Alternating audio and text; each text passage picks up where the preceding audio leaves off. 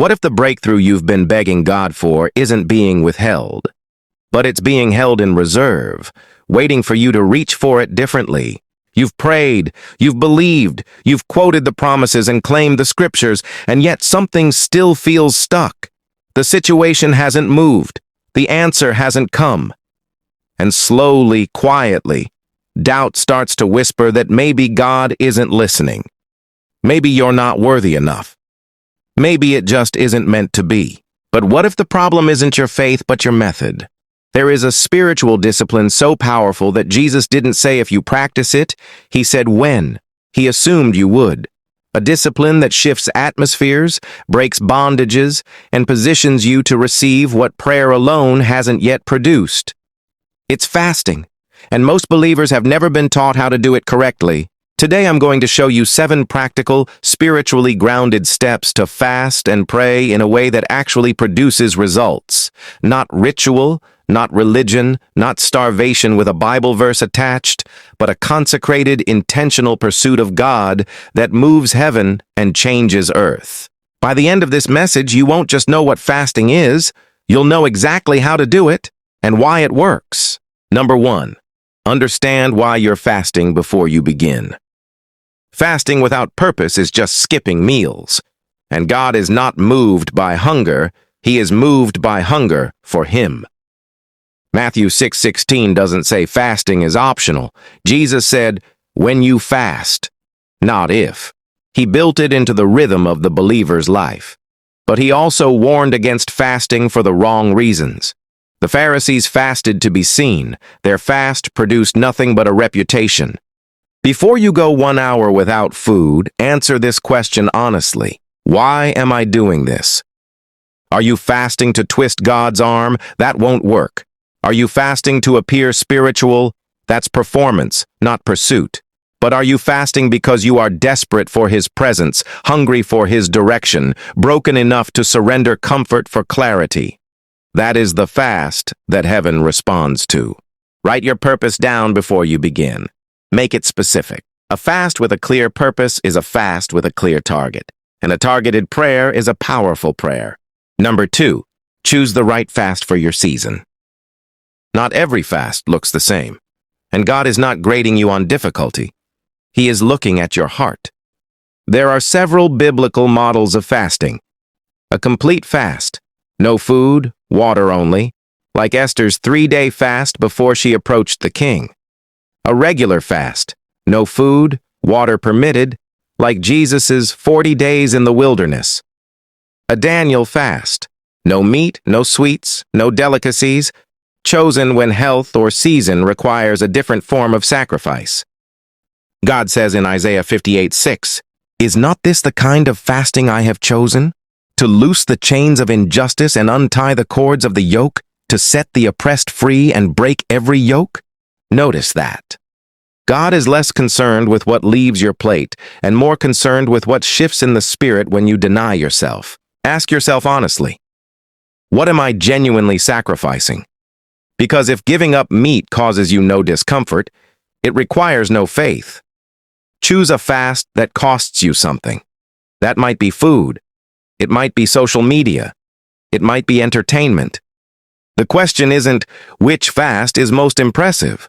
The question is which fast requires you to depend on God for what you're giving up. Sacrifice creates space, and space is where God speaks. Number 3, set the terms before temptation arrives. Here is where most fasts collapse, in the moment of weakness, with no plan in place. You decided to fast. Day 1 goes well, then hunger hits. Then someone brings food to the office. Then your body starts negotiating. Just a small amount, you've already done so well today. And without a predetermined commitment, you cave. Not because you're weak, but because you were unprepared. Nehemiah didn't rebuild the wall by improvising. He planned the gates before the enemy could find an opening. Your fast needs the same structure. Decide before you begin. What am I fasting from? For how long? What are the boundaries? When will I pray? What scripture will I anchor myself to when the temptation to quit arrives? Write it down. Commit it to God in prayer the night before. Tell one trusted person who will hold you accountable, and prepare a scripture to declare when your flesh starts lobbying for surrender. Mine is Isaiah 58:8. Then your light will break forth like the dawn, and your healing will quickly appear. When I feel like quitting, I remind myself what's on the other side. Structure your fast before your appetite structures it for you. Number 4, replace the meal with the meeting. This is the step that separates transformation from starvation. Fasting without prayer is a diet. Prayer without fasting is powerful. But fasting combined with focused, intentional prayer is a spiritual weapon that the enemy cannot withstand. Every time you would have eaten, pray. Every hunger pang is a prompt, not a distraction, not a complaint, a reminder. This is why I'm here. This is what I'm reaching for. Let the discomfort become the discipline. Daniel 9 gives us the template. When Daniel fasted, he didn't just stop eating. He turned his face toward God. He confessed. He interceded. He worshiped. He wasn't just empty of food. He was full of pursuit. During your fast, structure your prayer time with intention.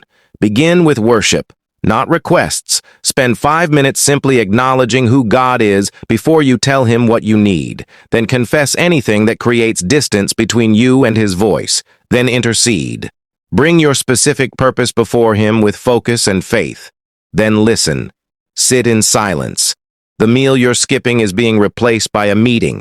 Don't rush out of the room before he speaks.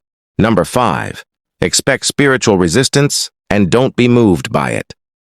Nobody tells you this part, and it catches most believers completely off guard. When you fast, things often get harder before they get better. The enemy does not sit quietly while you pursue breakthrough.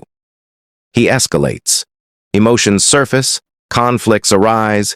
Your mind floods with doubt and distraction at precisely the moment you've set yourself apart for God. This is not a sign that your fast isn't working.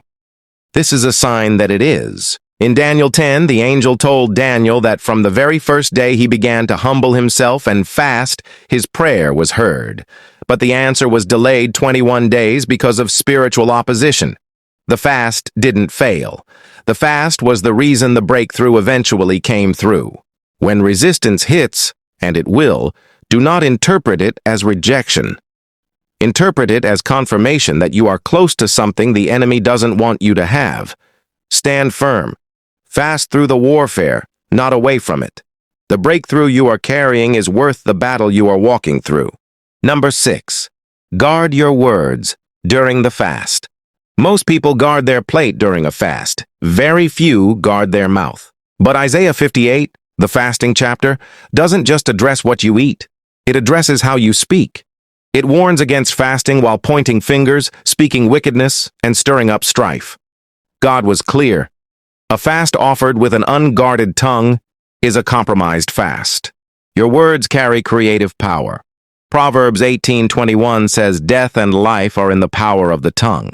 During a fast, that power is heightened. You are in an elevated spiritual position, and what you speak in that position carries unusual weight in both directions. This means no complaining about the fast, no announcing it to impress people, no speaking death over the very situation you're believing God to resurrect. Instead, let your speech during the fast reflect the outcome you are believing for. Speak as though the answer is already in motion, because from heaven's perspective, it is. When someone asks how you're doing, you don't have to lie. But you don't have to confess despair either. Say, "I'm standing in faith." Say, "God is working." Let your mouth become a partner to your fast, not a contradiction of it. Number 7, end the fast with expectation, not just relief. How you break the fast matters more than most people realize. There is a temptation, and it is powerful, to end the fast and immediately return to every comfort you surrendered. The food, the entertainment, the noise, the distraction. Within hours, the atmosphere you built is dismantled, and you wonder why the fast didn't seem to produce lasting change. Zechariah 8:19 describes fasts that become feasts, seasons of mourning that transform into seasons of joy. The transition from fast to feast is not about the meal, it is about the mindset. You don't end a fast. You graduate from it. Break the fast physically with care and gratitude, but break it spiritually with declaration. Before you eat, pray one final time over what you released and what you are receiving. Speak thanksgiving as though the answer has already arrived, because faith acts on what God has already done before it becomes visible. Then watch. Pay attention in the days that follow. Answers don't always arrive like lightning. Sometimes they arrive like sunrise. Gradual, quiet, undeniable. Write down what shifts. Record what moves. Document the faithfulness of God so that your testimony becomes someone else's courage. Your fast is a seed. The harvest follows in its season. In conclusion, fasting is not punishment. It is positioning. It is the decision to want God more than you want comfort. And that decision moves things in the spirit that nothing else can move. Know why you're fasting before you begin. Choose the fast that costs you something real. Set the terms before temptation arrives. Replace every meal with a meeting. Expect resistance and stand firm through it. Guard your words as carefully as your plate, and end with expectation, not just relief. You are not fasting to earn God's attention. You already have it. You are fasting to remove everything that competes with His voice, until all that remains is you and Him and the breakthrough that was always waiting on the other side of surrender. If this message stirred something in you, share it with someone who has been praying and waiting and wondering why heaven seems silent. They need this. Comment below. I fast for breakthrough, not performance. Let that be your declaration. And subscribe so you never miss messages that equip you to walk in the fullness of what God has already prepared. Isaiah 58:8 promises it. Then your light will break forth like the dawn. Your breakthrough is not late. Your fast is just beginning. Go reach for God differently. Heaven is already leaning in.